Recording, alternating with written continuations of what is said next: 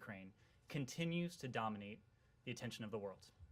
It was in this context that Secretary Blinken traveled to Europe, where he worked in service over the past few days of two primary objectives. First, to ensure that we continue to do everything we possibly can to support Ukraine, its people, and its territorial integrity in every way we can. He stood with his Ukrainian counterpart on Ukrainian soil and reaffirmed that support. And we spoke to our humanitarian assistance for Ukrainians in Ukraine and for the more than 2 million Ukrainians who have been forced to flee their homes because of this Kremlin aggression. Second, to ensure that we are sending a clear signal to Moscow that it will continue to pay a steep price and that our commitment to the defense of our allies is ironclad.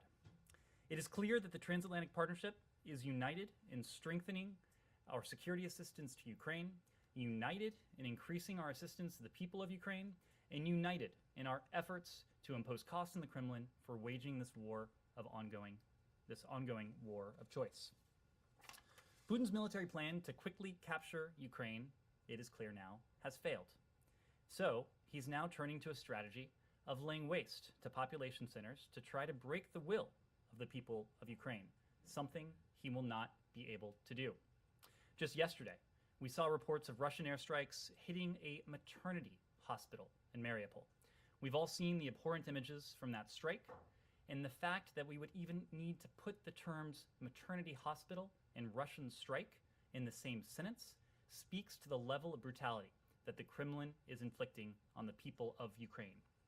Civilian deaths are multiplying, as is the destruction of civilian infrastructure. Russian forces now encircle multiple Ukrainian cities after having destroyed much of their critical infrastructure, leaving people without water, without electricity, without access to food and medicine. Putin's relentless bombardment, including of civilians trying to flee for their lives, prevents people from safely escaping the inhumane conditions that the Kremlin has created. We continue to call on the Russian government to allow civilians to safely depart the cities and towns of Ukraine that are besieged by Russian forces. Russia's brutality will make effective long-term control of Ukraine impossible. The Ukrainian people have made clear that they won't stand for it. Putin can take a town, he can capture a city, but it is already clear that he will fail in his effort to take the country of Ukraine and its people. We will continue to back the people of Ukraine in their fight for their country through security, economic, and humanitarian assistance, and by uniting the international community to hold Putin accountable through devastating sanctions, diplomatic isolation, and other measures.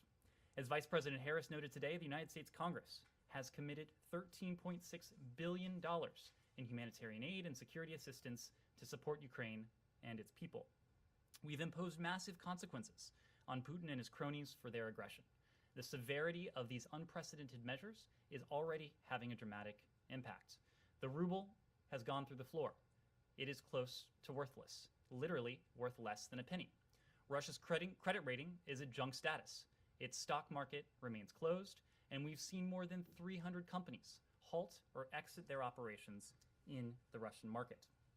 Putin could choose to cut his losses, extricate himself from this strategic morass by seeking to negotiate in good faith a diplomatic agreement with Ukraine.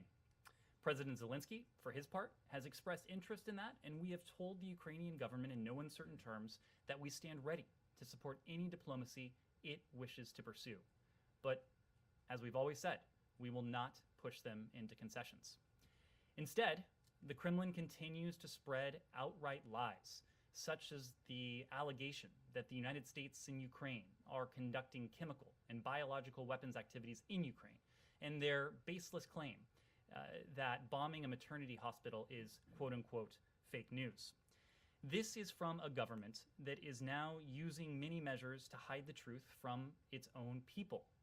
The Kremlin viciously targets journalists and floods the internet and airwaves with disinformation, both around the world and at home in Russia.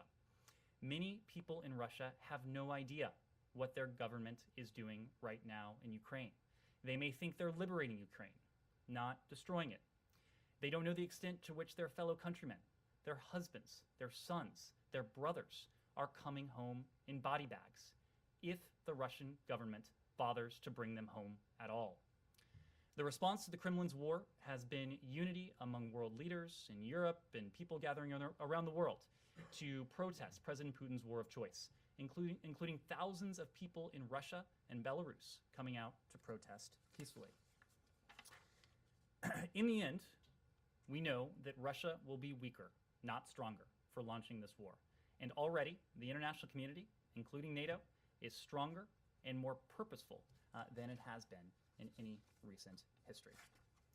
Before we take your questions, one additional note at the top. Tomorrow, on Friday, March 11th, the State Department has the honor of hosting the 8th United States-African Union Commission High-Level Dialogue. These regular meetings are important to advance cooperation between the United States and the African Union Commission and its member states on shared global and regional priorities. The high-level dialogue brings together U.S. government and African Union Commission stakeholders to advance our shared global priorities of democracy, climate and energy, and global health security, as well as U.S.-Africa collaboration on trade and investment, peace and security, and governance as well. The United States has shown a long-standing commitment to enhancing global health security via our partnership with the African Union Commission and the Africa Centers for Disease Control and Prevention. We will underscore our expanding engagement by signing a memorandum of cooperation with the African CDC during this dialogue. We are pleased to welcome AUC Chairperson Moussa Faki, accompanying commissioners, and the entire delegation.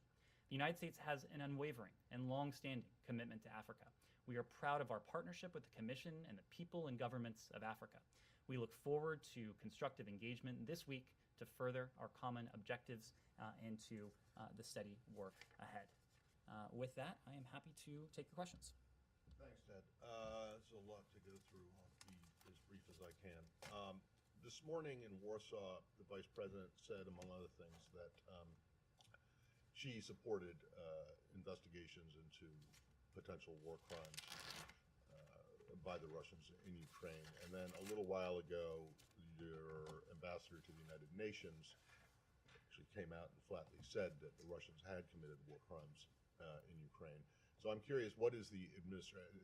Presumably these weren't personal opinions being offered, but I don't know, so I want to make sure. Does the administration, one, believe that Russia has committed war crimes in Ukraine, and two, are you pushing for an investigation, a war crimes investigation, and if you are, by whom? Because we all know well the U.S., well, Russia's not a member of the ICJ, neither is Ukraine, and the United States certainly isn't either. So are you looking at an ad hoc kind of tribunal, or what's the situation, or is it just too early to? We absolutely, Matt, are supportive of efforts to document and to investigate reports of potential war crimes in Ukraine. The fact is that we've seen very credible reports of deliberate attacks on civilians, which would, under the Geneva Conventions, constitute a war crime. In the elements at the top, I spoke to the strike at the maternity ward in Mariupol.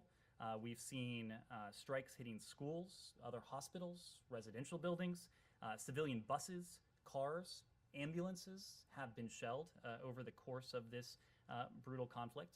We've seen reports of civilian death toll in Ukraine numbering from the hundreds to the thousands. We are appalled by the brutal tactics that the Russian Federation, the Kremlin, has employed in prosecuting this war of choice. We've spoken to our support for efforts to document what may in the end amount to war crimes. The international, you named a couple of them. The ICJ is one such venue. We supported an effort at the UN to establish a commission of inquiry into this same area. The ICC itself has made an announcement that it will open an investigation into the situation, and we do welcome that. We do welcome Prosecutor Khan's announcement. In particular, the prosecutor's focus on preserving elements of alleged atrocity crimes and his commitment to full respect for the principle of complementarity. Here's the thing. We are not only going to document, we are not only going to support these appropriate international investigations, we're not only going to support the efforts of individual nation states, but working together with the international community, we are determined to hold responsible anyone who may have engaged in such human rights abuses, atrocities, even war crimes. We will do that, again, through any number of fora. Criminal prosecutions are one possibility, but to every political leader sitting in Moscow, to every Russian commander on the ground in Ukraine, to every Russian service member on the ground right now, our message has been clear.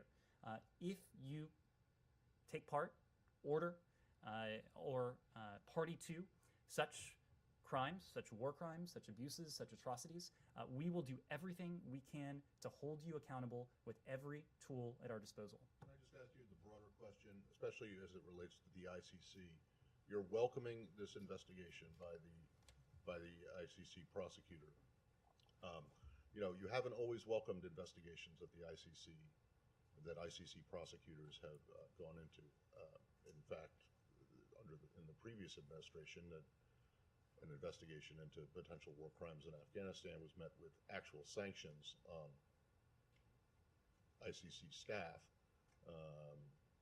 and the U.S. has consistently warned the ICC not to take up cases involving Israel. So, given that neither Ukraine nor Russia is a member of the ICC, and that for the ICC to take up a case involving non-member would require a UN Security Council vote, which is doomed since the Russians will veto it. Where exactly do you think that justice is going to come from here? Well, Matt, not only is neither Russia nor Ukraine a state party to the Rome Statute, neither are we, as you know. And the concerns we have over the ICC is a certain of jurisdiction in certain circumstances, those remain. Those have not gone away. But at the same time, so those concerns relate only when the U.S. is being. You have those concerns only if the U.S. is being investigated or Israel? The United States, as we've spoken to, has the capability, has the wherewithal to conduct independent, thorough investigations. So our concerns over the ICC's assertion of jurisdiction in some areas, those do remain. But we recognize the meaningful role that the ICC can play in promoting accountability for atrocities. And we have supported and will continue to support the ICC's efforts in certain cases. Humaira. You talked, you and others in this administration have warned that you expect Russia to double down.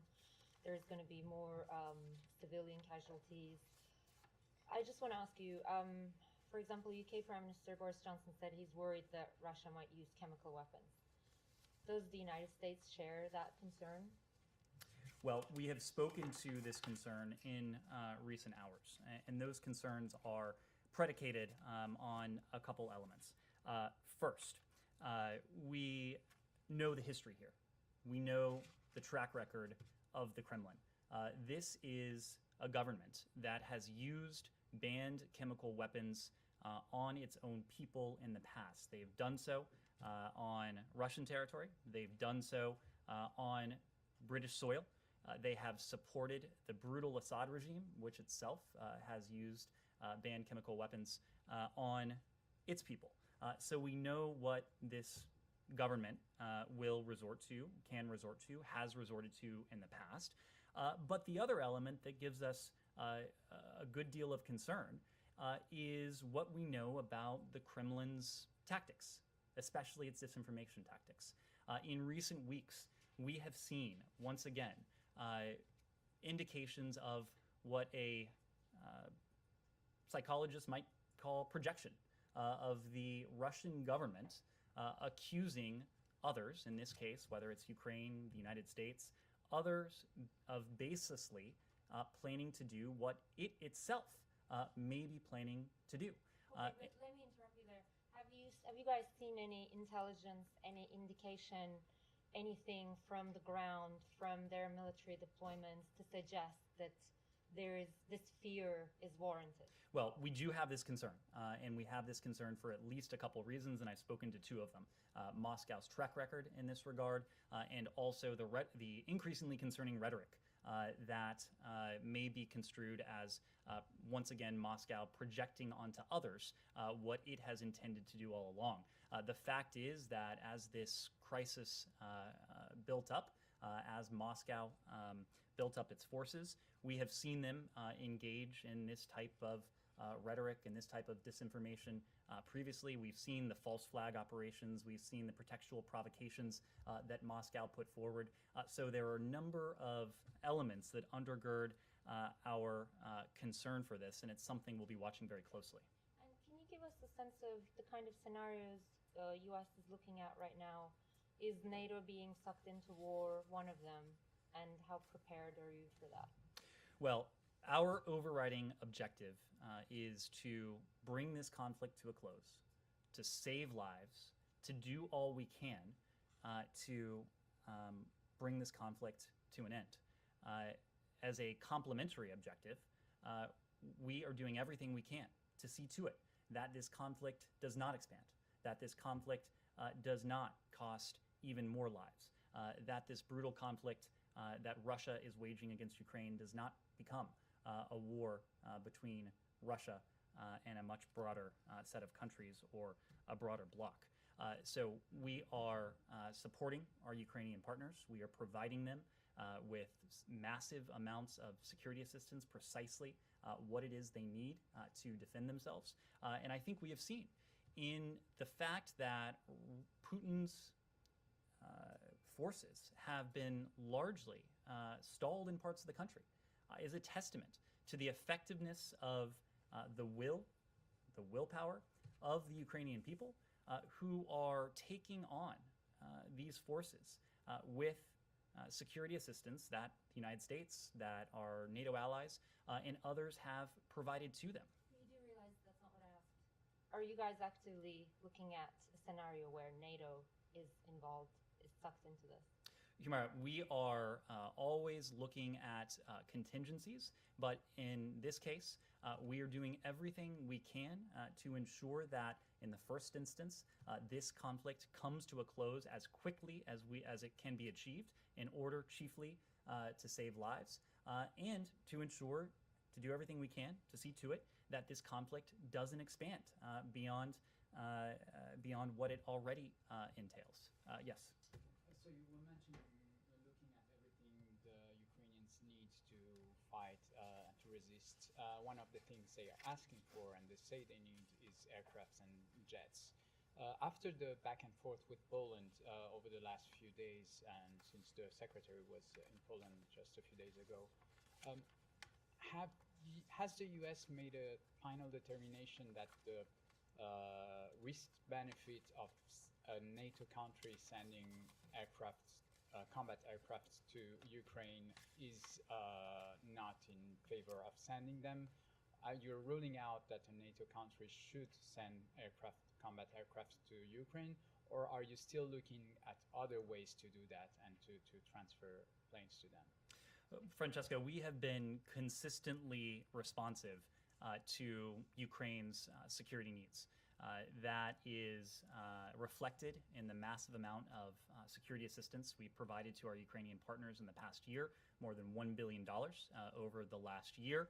More than $250 million has been delivered to our Ukrainian partners in the last several days alone. On top of that, we are grateful to the U.S. Congress, and you heard from the Vice President today. There's now a package that has passed the House of $13.6 billion, about half of which would be destined for security assistance for Ukraine. So as part of our desire to be responsive to Ukraine's requests, when our Ukrainian partners made a request for planes, we said we would absolutely look into it. You heard from the Department of Defense yesterday that the department has and vocalized two primary concerns. The first concern is that aircraft are not principally what our Ukrainian partners need at the moment. And that is the case for a couple reasons. When you look at the destruction that the Kremlin has wrought over parts of Ukraine, much of that is due to missiles. Much of that is due to rocket fire. Much of that is due to artillery. These are not weapons that airplanes are best suited to take on. We also know that the Ukrainian Air Force has several squadrons of fully mission-capable aircraft Russia's air presence is formidable, but their effectiveness has been limited due to Ukraine's strategic, operational, and tactical ground-based air defense systems. These are surface-to-air missiles. These are manpads. So what you heard from the Department of Defense yesterday is that we will continue to provide our Ukrainian partners with the surface-to-air systems that they need to take on the threat that they face from Russian missiles, from Russian rockets, from artillery. We've been doing that already. We're determining what more we might be able to do to effectively equip our Ukrainian partners to take this on. But there's a second consideration that you also heard the Department of Defense speak to yesterday, and this gets back to Humayra's question.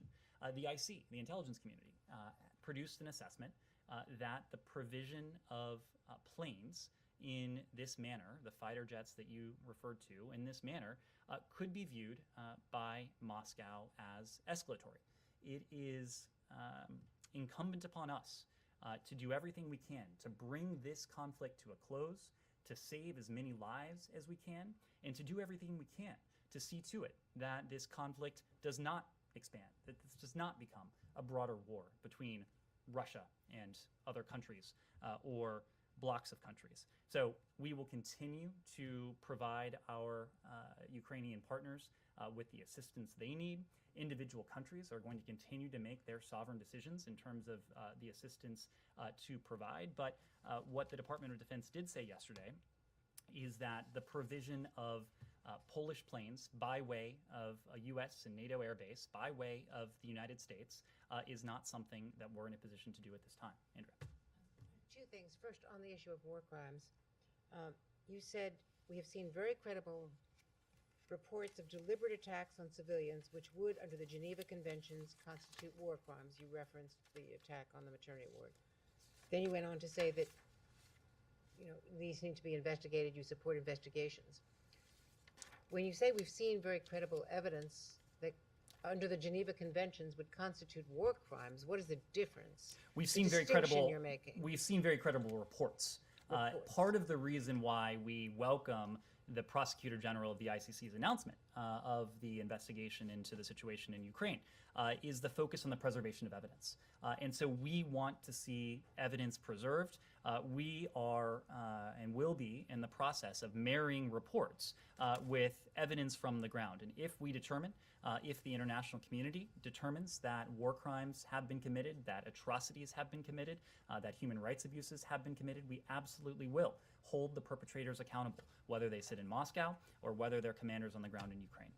Now, and I take what John Kirby, your colleague, said, and all of the reasons that you just outlined about the Pentagon's objections to the fighter planes, the way it was constituted, and why they're not necessary, and why the anti-aircraft defenses would require creating that airspace by attacking and taking out Russian anti-air forces. But the very point that you just made about what the IC has concluded, that delivering the planes could be viewed by Russia as an escalatory measure and as an act of war. That question was put to President Zelensky by my colleagues at Sky News last night, overnight. And he said, what could be worse? What could be worse than what is happening right now to Ukraine? Why are we so concerned about Russia had said that sanctions are an act of war. So just because Vladimir Putin declares something is an act of war is not necessarily, and certainly not according to President Zelensky, a reason not to do it. Now, I understand all of the military arguments against it, but I'm just saying from President Zelensky's viewpoint, this has become, a cause. And so it's echoed by all the people we interview on the ground there. We want the fighter jets. How do you deal with that? What could be worse than what's happening to their country? Because by the time you get to some sort of negotiated compromise or Putin backing down, this country will be destroyed. Look, we have the utmost respect and admiration for President Zelensky. The courage, the bravery, the determination, the grit that he has demonstrated. In many ways, he is the personification of the Ukrainian people, a people that have stood up to this Russian aggression in ways that are inspiring, not only inspiring, but effective. And if you heard this from Secretary Blinken, if any other world leader were in President Zelensky's shoes, I'm sure we would be hearing the same requests.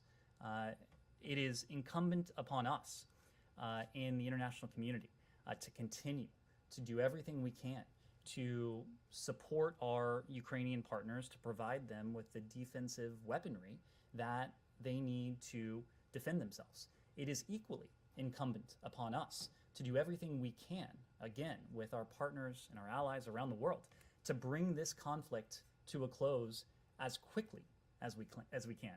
Now, clearly, we aren't going to be able to bring this conflict to a close as quickly as anyone would like.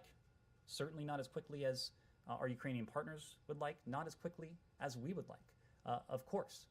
But in our efforts to do so, we also have to be mindful of steps that might provoke, that might expand this conflict, that might make it even more deadlier, that might implicate even more countries and more populations. And so that's what we're doing. You raised President Putin's statement that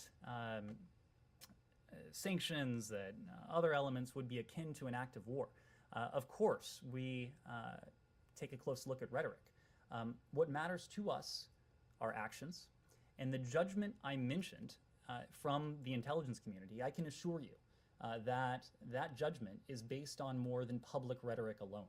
So the intelligence community, using everything at its disposal, has reached a conclusion that Moscow could well see the provision of this type of asset as escalatory. Now, that is not dispositive in terms of what we would do, but that, coupled with what we've heard from our colleagues at the Pentagon, that there are other more effective systems, namely these surface-to-air systems, that would better safeguard, better protect our Ukrainian partners from rockets, from missiles, from artillery, from the very threats that they face. That is what has compelled us to this conclusion. But the point is, and her point, I think, is that you guys don't really respect. I mean, they want both. They say that they need both the surface-to-air stuff and the planes. And the U.S. government is now in the position of having told Zelensky no when he was begging repeatedly for the Nord Stream 2 sanctions to be imposed before any kind of invasion, and the other sanctions not to be used as not to be used as a deterrent threat, but to actually impose them before he did anything. You said he's asked for a no-fly zone. You said absolutely not, and now he's asking for jets, and you're saying no again. Matt, so you know better than him? Is that the? What I'm saying, first of all, I don't quite understand your Nord Stream 2 analogy because within hours of the Russian invasion moving forward, Nord Stream 2 is off the table. Yeah, Nord but Stream he wanted 2 is it- a hunk of steel at the bottom of the sea. But for months he wanted those sanctions that to be imposed. And And you guys had we kept imposed had we imposed sanctions on Nord Stream 2, had we disrupted that transatlantic unity that we worked over the course of months, really since day one of this administration, to achieve, had we imposed those sanctions on Nord Stream 2 ourselves unilaterally, I would Okay. bet a strong sum that Nord Stream 2 would not be taken off the Okay. table today. And you may be right. We'll never know, but you may be right. But the point is that Zelensky has asked for all three of these things, and you've said no to all three of them, at least at the time that he made them. And you're still saying that you respect their opinion and their position. So it's just a little bit unusual. Would you still support any NATO country sending planes to Ukraine on their own? Individual NATO allies, individual countries are going to make sovereign decisions on what is in the best interest, what they deem to be in the best interest. Opposed to any country The- sending planes. That would be a Just- sovereign decision. What we are talking about was the arrangement by which planes would be transferred to, in this case, Ramstein Air Base, and they would pass through our possession and So into. that's the only thing you don't, you're opposed to having anything to do with it? As you've heard, the Department of Defense has concluded that there are other systems that we have provided and may be in a position to provide even more of that would be more effective for our Ukrainian partners in taking on the threats that they face. Yes. Thank you, Ned. Glad to be back in this room. We've got a few questions about Georgia. A couple of recent facts first. President Zelensky called the Georgian government immoral position, I'm quoting them, regarding the Russian invasion, as well as Georgia's decision to block the charter flight scheduled to bring the volunteers from Georgia to Ukraine. And Zelensky recalled the Ukrainian ambassador from Georgia based on that. Also, Georgian Prime Minister Garibashvili said flat out that Georgia will not join any sanctions coming from the West, and he called those sanctions ineffective. Also, Georgian government finalized a deal with Moscow, and now Georgian dairy products will be exported to the Russian Federation. And lastly, Moscow published a list of countries a few days ago, unfriendly list, as they called it, and Georgia was excluded from that unfriendly list. You know, like bearing in mind that 20% of Georgian territory is still occupied by Russia, and my question would be, and also the 30 years of diplomatic relations between US and Georgia, my question, I guess, would be, what would be your reaction of the silence coming from the Georgian government, you know, in light of those facts that I just laid out? Thank you. I might have one follow-up on that. Thank you. Well, I will say when it comes to Georgia that few countries understand to the same extent the potential implications and consequences of Russian aggression than a country like Georgia, a country that in 2008 was itself invaded by Russian forces. There are many Georgians who, of course, still harbor stark memories of that. And I can only imagine there are many Georgians who are standing many Georgians in the government and private citizens who are standing in solidarity with their counterparts in Ukraine. More broadly, I think what we've seen over the course of the past several weeks has been a tremendous, in some ways unexpected, amount of unity within the international community. I think perhaps the best illustration of that is what happened in the UN General Assembly just last week when 141 countries spanning the globe came together to condemn this unprovoked, premeditated, unjustified war against Ukraine and to call for it to come to a close.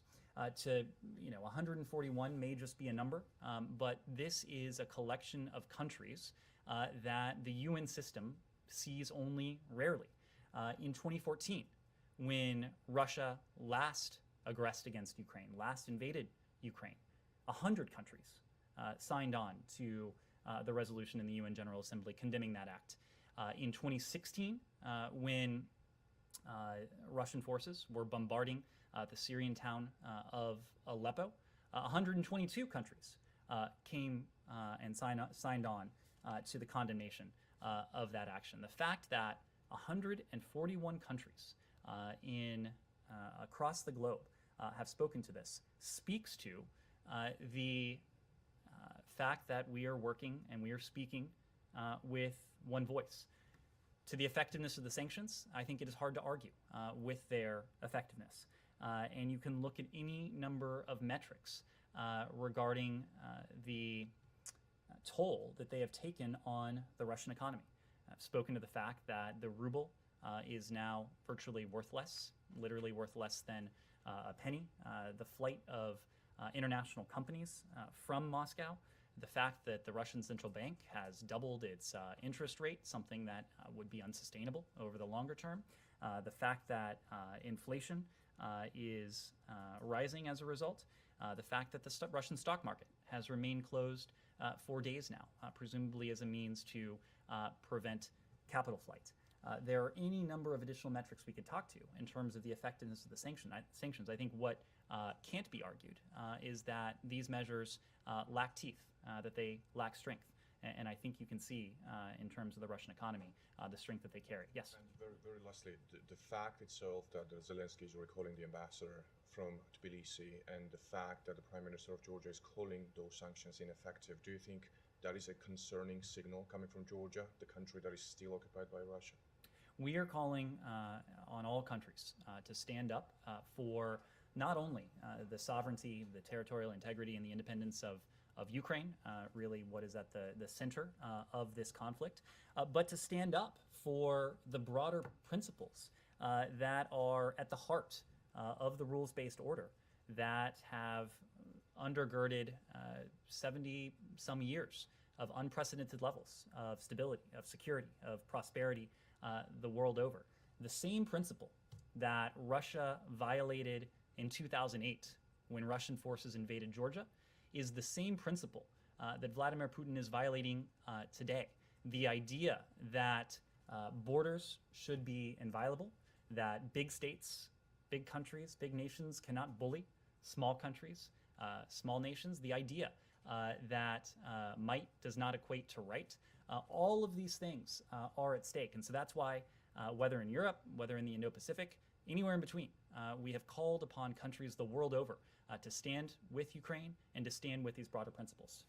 Said. Diplomacy, you said that you will support any diplomatic pursuit by Ukraine. Does that include maybe their decision to swear off membership in NATO at any time ever? If they declare that, would you support that? Saeed, this is really at the heart of this conflict, and it goes back to what I was just saying to your colleague. The principle that we have stood up for and that the international community has stood up for is that each and every country should have the right, the sovereign right, to determine its own chosen foreign policy, its own chosen path, with whom it associates, the alliances that it belongs to. So these are going to be sovereign decisions of the Ukrainian government and no one else. You will support them if they say we will never be members of NATO. We will support. We will acknowledge Russia's interest in Crimea and and the Donbass region. This is what at stake. It is the ability of independent countries to make sovereign decisions. That's what we support. On the issue of weapon proliferation, or the support of weapons and maybe volunteers and so on, flooding Ukraine with all kinds of weapons from all kinds of sources. Would that concern you for the future? Could we see a situation similar to what we see in Syria or what we saw in Syria or Yemen or anything like this? Right now, Saeed, what we see is the Ukrainian people, the Ukrainian military, standing up against an aggressor, standing up against an invading army that has sought to rewrite international borders, that has sought to remove Ukraine's sovereign rights and really its sovereign identity. So right now we are supporting the Ukrainian government. We're supporting the Ukrainian people in their ability to do just that.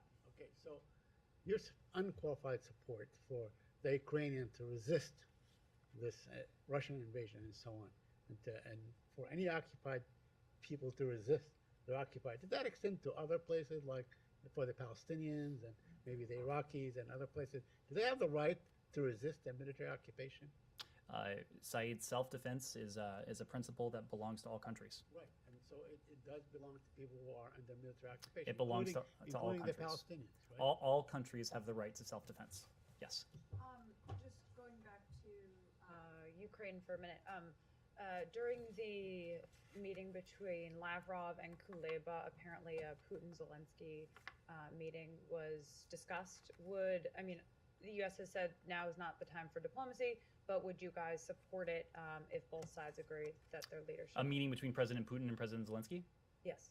We would support our Ukrainian partners in the diplomatic overtures, the diplomatic initiatives that they wish to take part in. That does not mean that we would have necessarily high hopes at the moment. Before the meeting in Antalya today, Foreign Minister Kuleba said that he had low expectations for what the meeting with Foreign Minister Lavrov could achieve. It's unclear to us, it may be unclear to our Ukrainian partners, that even those low expectations were met. We've heard from Foreign Minister Kuleba in his public comments after meeting with Foreign Minister Lavrov that what the Russian Federation continues to purport to seek is a surrender of Ukraine. Now, clearly, that is not something that can be achieved or solved or addressed through diplomacy. And our concern in all of this, and this is a concern that predates the start of the invasion, we actually spoke to this before the invasion began, is that the Russian Federation is taking part in something you might call, and what the Secretary has called, the pretense of diplomacy. Going through the diplomatic motions, sometimes theatrically, sometimes at high levels, as you really invest, and in this case the Russian Federation invests, its resources, its efforts, not in the machinery of diplomacy, but in the machinery of war. That is what we saw prior to the invasion. It is our concern that what we're seeing now continues to be little more than a procedural pretense with Foreign Minister Lavrov, prior to that, lower-ranking officials taking part in these diplomatic gatherings. The challenge for Russia, though, is really twofold. First, and I've mentioned this before, Vladimir Putin's war effort is not going according to plan. Unless, of course, it was his plan to meet stiff resistance from the Ukrainian people, for his convoys to be bogged down, for his soldiers to be encountering heavy losses. I do not suspect that was his plan. The other challenge that President Putin now faces is that his economy is in a freefall. We've spoken to the metrics. I don't need to go into that again. But not only is his economy in a freefall, his financial system is flailing, but perhaps even more importantly, his strategic positioning in the world now, and certainly going forward, it is similarly diminished. So in our estimation, the status quo in some ways is not tenable for Moscow.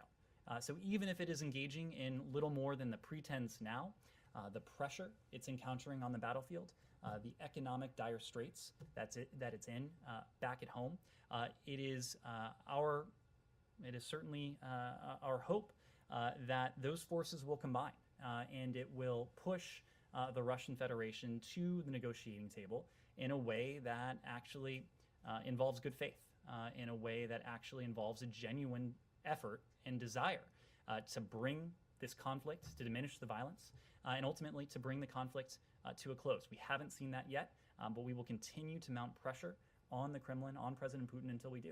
Is there a reason to believe that Putin would come to the table in good faith now if he were to meet with President Zelensky? I mean, you say that everything they've done is a pretext, so is your expectation that said meeting possibly would also be not actual efforts towards a diplomatic end?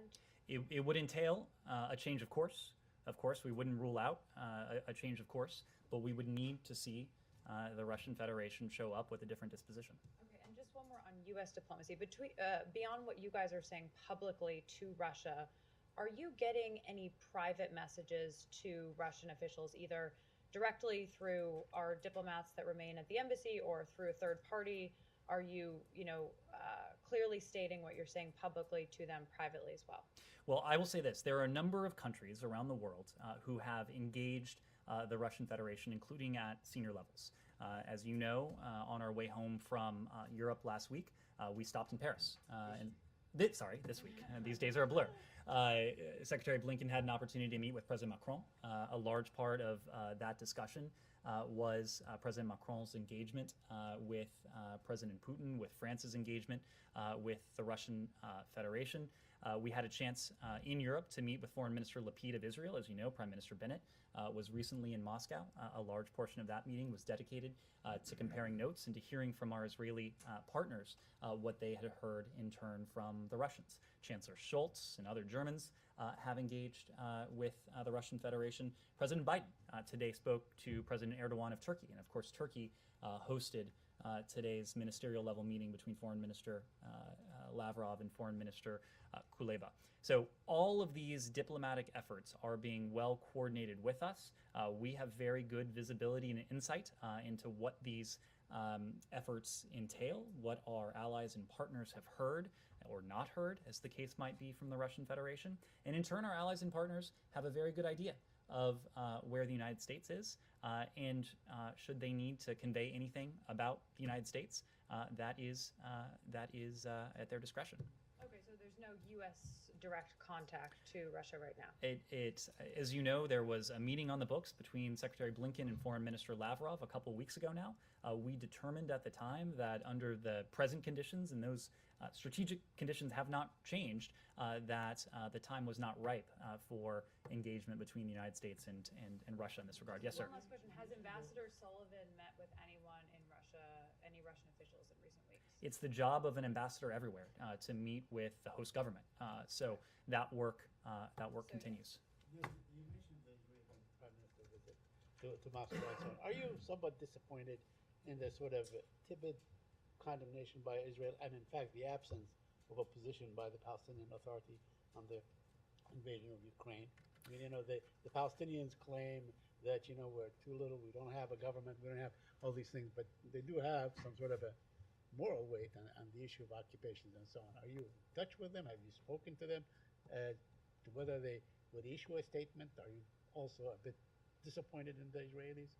When it comes to our Israeli partners, again, a large part of the conversation that we had with Foreign Minister Lapid just a couple days ago now was focused on Ukraine. Our Israeli partners made very clear to us that they stand in stark opposition to the naked use of force, naked aggression against a sovereign state.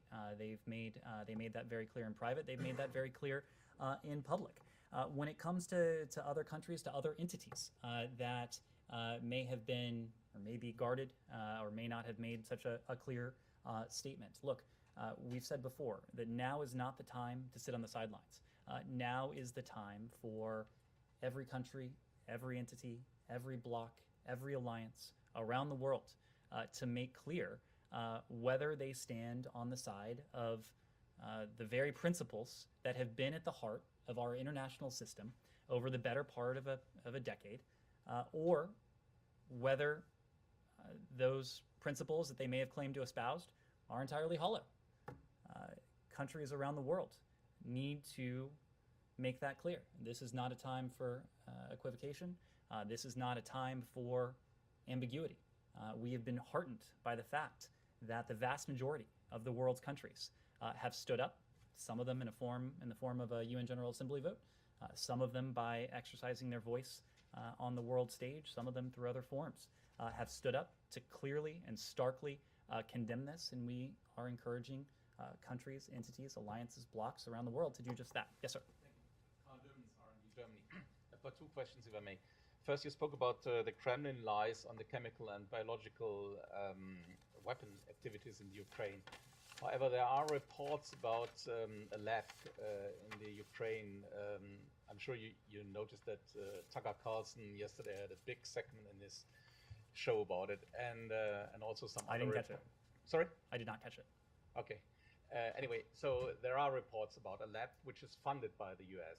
Could you explain what the goal of this lab is in contrast to what the Kremlin obviously says? And second, do you have any comment on the meeting between former German Chancellor Gerhard Schröder and Putin right now in Moscow? Between the former Chancellor and Vladimir Putin. So to be very clear, the United States government does not own or operate biological laboratories in Ukraine, full stop.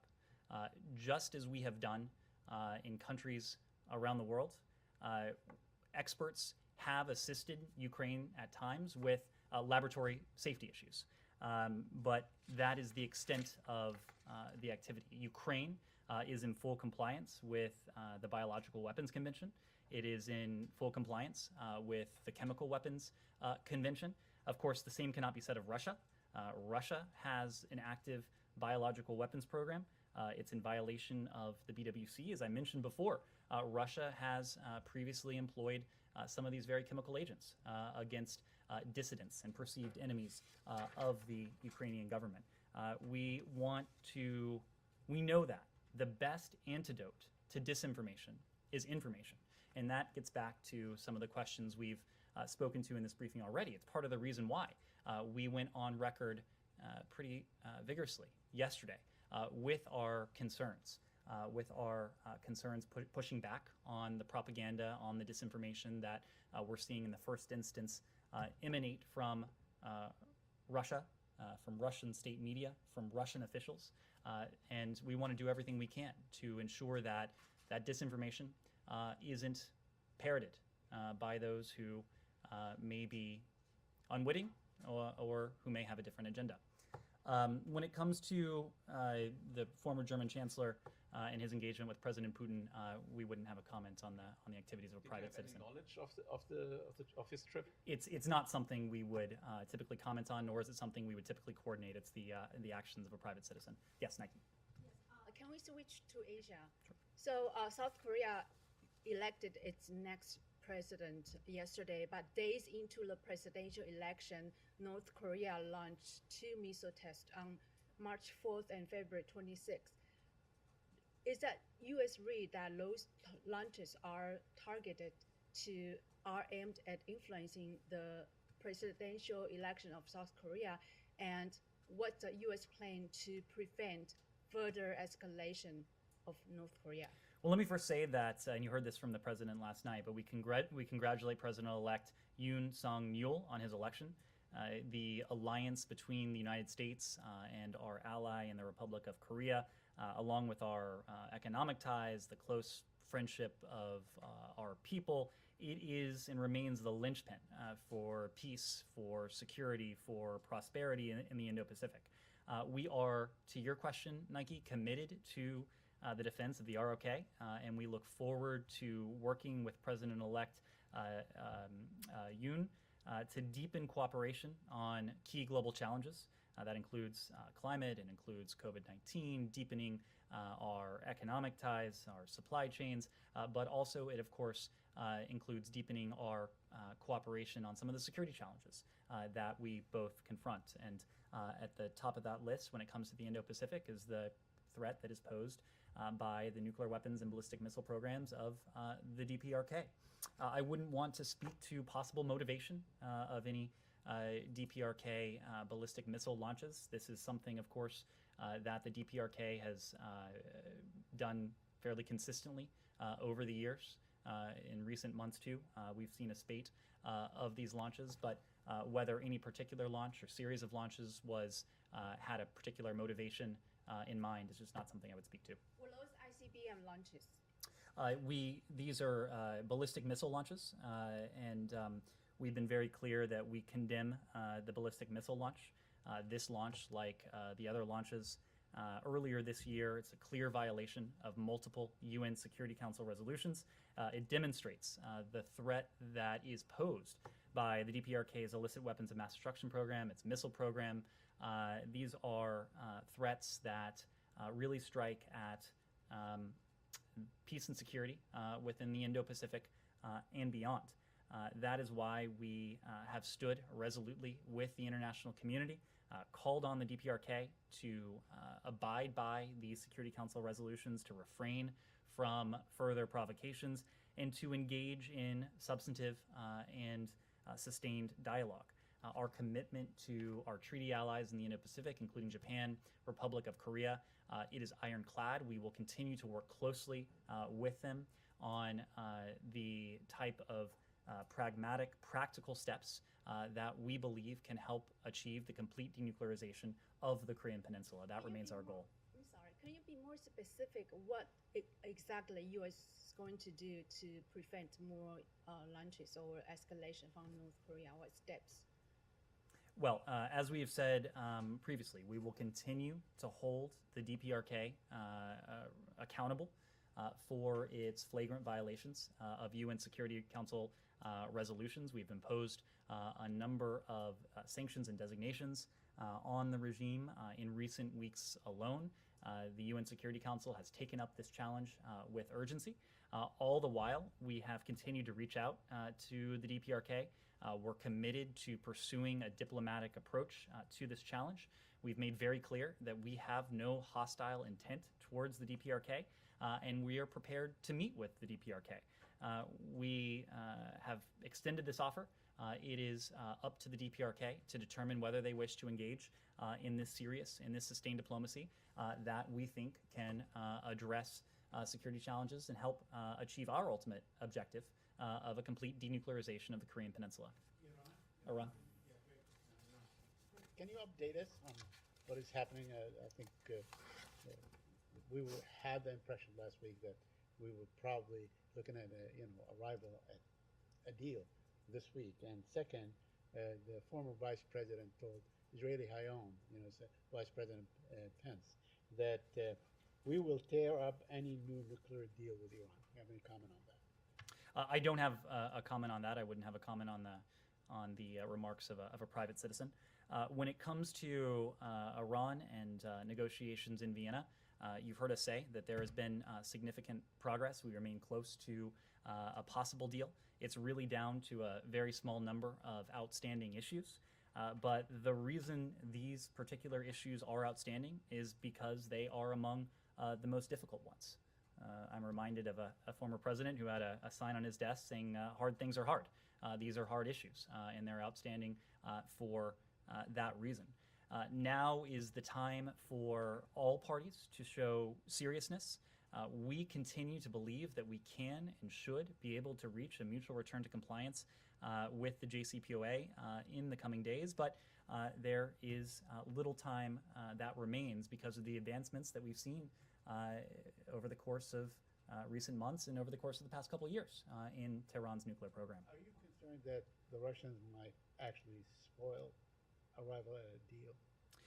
Look, we are at the final stage of what has been already an 11-month negotiation.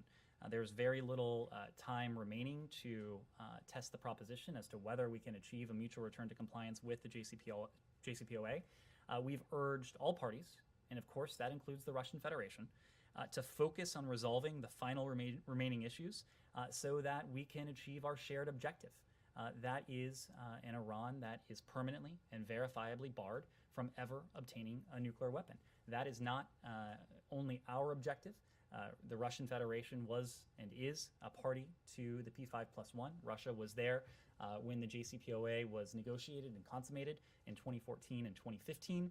It is manifestly in our interests. It is manifestly in the interests of our close European allies.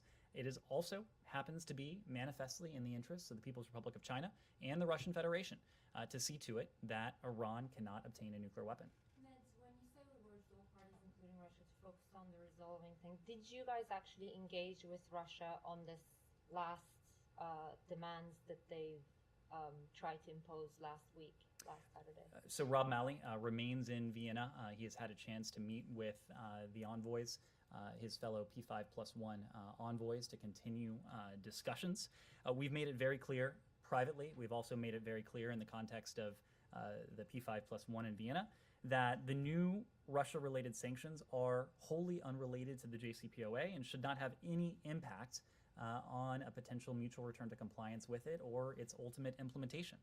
We also have no intention of offering Russia anything new or specific as it relates to the sanctions, nor is anything new required to successfully reach an agreement on a mutual return to full compliance with the JCPOA.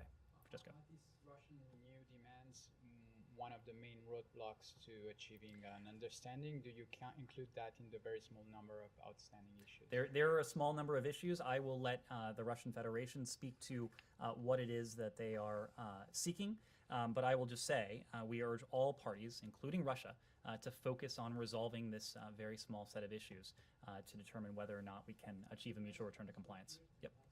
Very quickly, last week there was, witnessed a spike in deadly assaults by the Israeli army on Palestinian youth mainly. A number of them died, maybe half a dozen. And the British Consul General came out and expressed her concern and called on the Israelis for restraint and so on. Do we expect like Ambassador Knight to say something similar or to caution the Israelis against such a spike or such use of deadly force? You've heard from any number of individuals in this administration, including from Ambassador Knights, that we believe it's critical for Israel and the Palestinian Authority to refrain from unilateral steps that exacerbate tensions, that undercut efforts to advance what remains our desired outcome. That is a two-state solution. That certainly includes this violence of all types. Thank you all very much. One more on Venezuela. Need to get something on the record on Venezuela, if possible at all. Are you expecting any further outreach with the Venezuelans?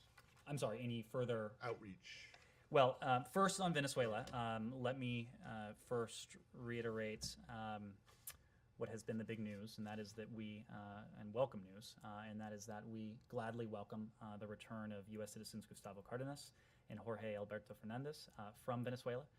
Their release would not have been possible without the tireless efforts of individuals in this building and throughout this administration. Of course, those efforts were led by Special Envoy Carstens, our Special Envoy for Hostage Affairs. Even as we celebrate the return of these two Americans, we are going to continue working every day to bring home every U.S. national held hostage or wrongfully detained in the world, including those who remain to this day wrongfully detained in Venezuela. We've said this before. We've said this in unison with our allies and partners around the world, that the practice of wrongfully detaining third country nationals represents a threat to the safety and security of everyone traveling, working, living abroad. We oppose this practice anywhere. We oppose this practice everywhere. So one of the purposes of this visit was to ensure the health and well-being of U.S. nationals detained by the regime in Venezuela and to press for their release. Of course, we were able to welcome home two of them, but certainly the delegation sought to ensure the health and well-being of all those detained. We also noted Maduro's statement that he is willing to return to negotiations with the opposition's unitary platform, which we believe to be an important and a positive step. We continue to believe that Venezuelan-led comprehensive negotiations, they represent the best mechanism available to restore Venezuelan democracy and the rule of law. And that's why we support the unitary platform's goal of immediately resuming negotiations with the Maduro regime to restore free and fair elections, democratic institutions, and the rule of law, as well as respect for human rights in Venezuela. The other big element of the delegation, the other element of They Pressed, was the need to make progress on the democratic aspirations of the people of Venezuela. We will continue to press that case. We will continue to do everything we can with Juan Guaido on the unitary platform, but also through other channels to support the democratic aspirations of the Venezuelan people. Thank you all. There's been no change. We recognize Juan Guaido as the interim president. Thank you.